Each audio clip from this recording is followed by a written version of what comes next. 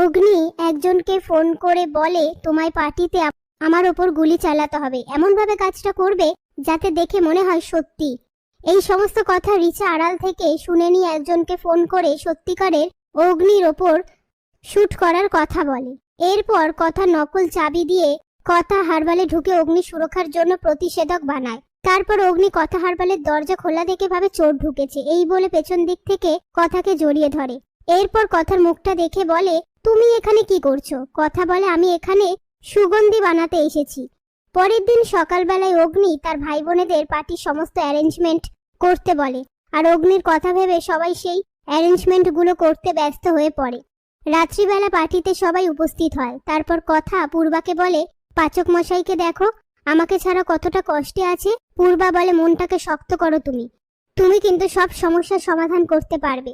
তার মধ্যে অগ্নি সবার সামনে অ্যানাউন্স করে আমার ভাই বোনেরা তাদের পারফরমেন্সের মাধ্যমে কথার জীবনের কাহিনী তুলে ধরবে।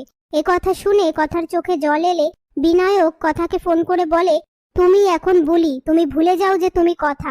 এই বলে ফোনটা রেখে দেয়।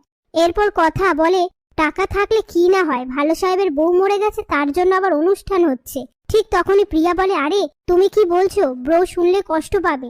তারপর ঋতু কথা সেজে কথার সামনে এসে দাঁড়ায়, আর সেটা অগ্নি দেখতে থাকে।